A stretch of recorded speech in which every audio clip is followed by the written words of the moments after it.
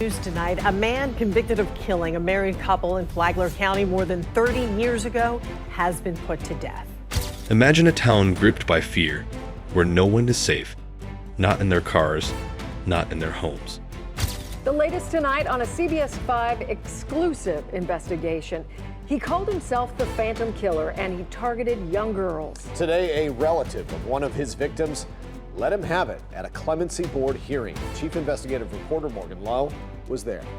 In 1946, the people of Texarkana believed the horrors of war were behind them, until a masked figure emerged from the darkness.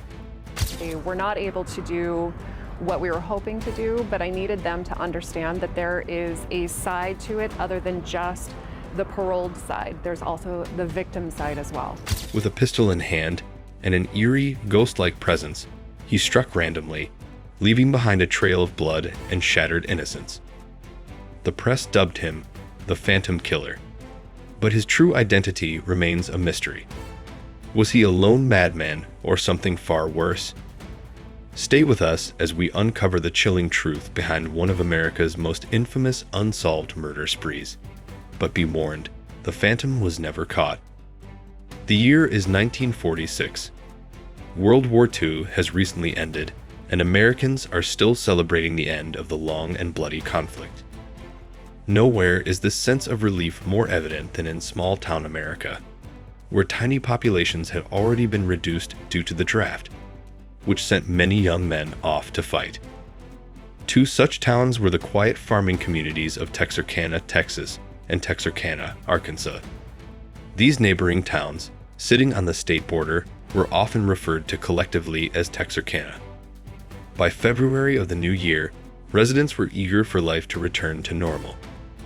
But none of them could have foreseen the horror that was about to unfold. A terrifying series of murders that would shatter the town's post-war optimism and go on to become one of the most infamous crime sprees in American history. The first attack on a February evening, 25-year-old Jimmy Hollis and his 19-year-old girlfriend, Mary Jean Larry, left a local movie theater and got into Jimmy's Chevy to head home.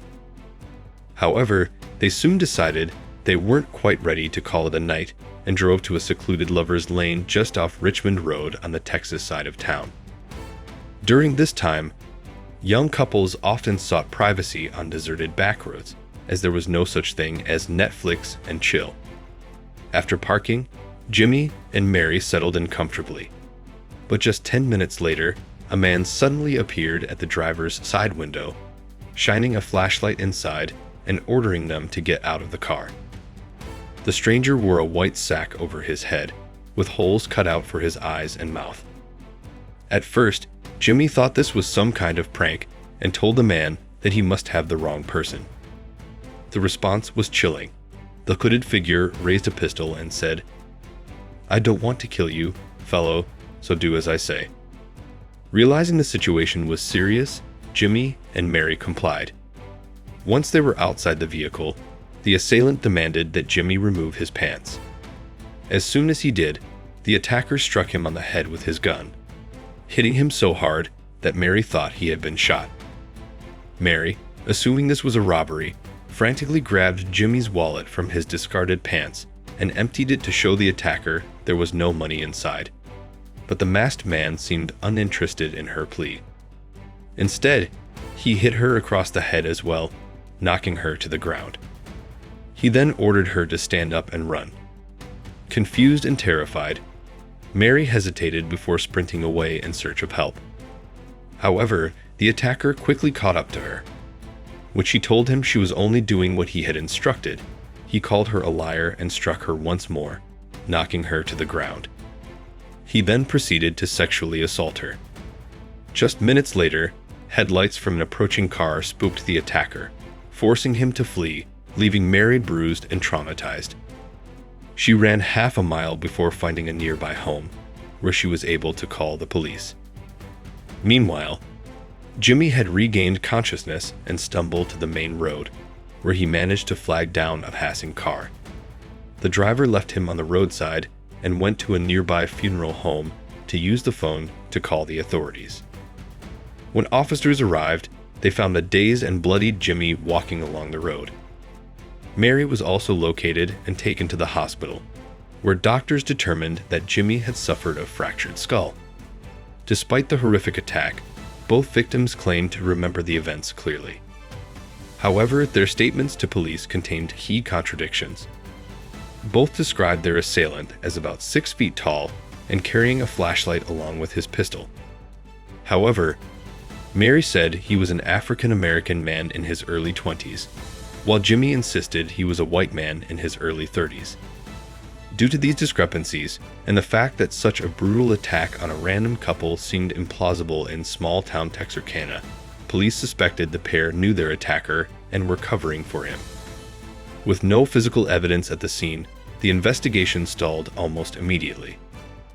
But soon, officers would come to realize the truth. Jimmy and Mary were, in fact, chosen at random. And as terrible as their ordeal had been, they were lucky compared to what would come next. The first murders just over a month later, on a quiet Sunday morning. A passing motorist noticed a parked 1941 Oldsmobile on a well-known lover's lane off Highway 67. Inside, a young man was slumped over the steering wheel.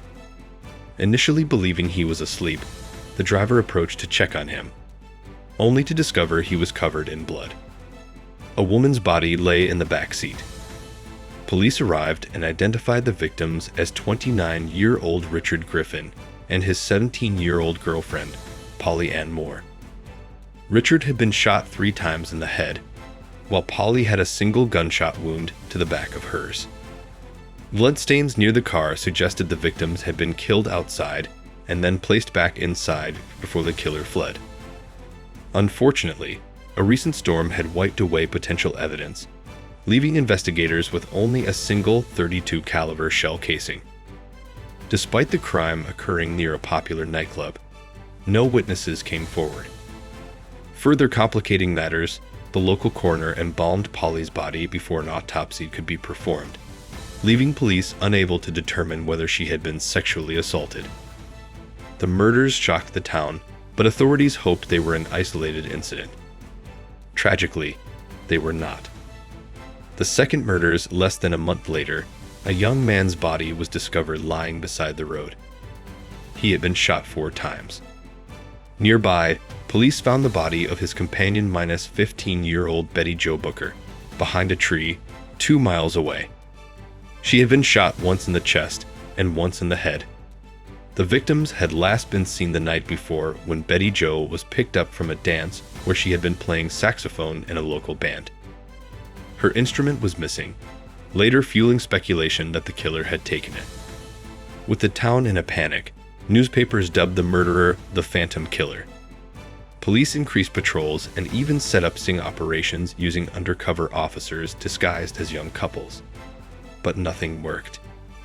The final murder, the Phantom's last attack, deviated from the previous pattern. On a Friday night, 37-year-old Virgil Starks was shot through his window while listening to the radio at home. His wife, Kitty, was also shot but managed to escape and seek help from a neighbor. Police rushed to the scene but found no trace of the killer. Footprints in the blood and a discarded flashlight were the only clues left behind. The investigation law enforcement agencies, including the Texas Rangers and FBI, worked tirelessly to identify the Phantom Killer. Suspects came and went, but no solid evidence emerged. One promising lead was Yul Swinney, a car thief whose wife, Peggy, implicated him in the murders. However, she later recanted her confession, and his fingerprints did not match evidence from the crime scenes. Though he was sentenced to life in prison for car theft, no concrete proof ever linked him to the murders. The Texarkana Moonlight murders remain unsolved, and the identity of the Phantom Killer is still a mystery. Over the years, the legend has grown, keeping the town's infamous past alive. Texarkana was never the same after the Phantom vanished. His story remains a terrifying mystery, but what drives someone to kill in cold blood? If you think this case was disturbing, you won't want to miss our next video, Fatal Obsession, the twisted mind of a serial killer. Get ready for a deep dive into the darkest corners of the human psyche. Don't risk missing out. Subscribe now and turn on notifications so you never miss another twisted tale.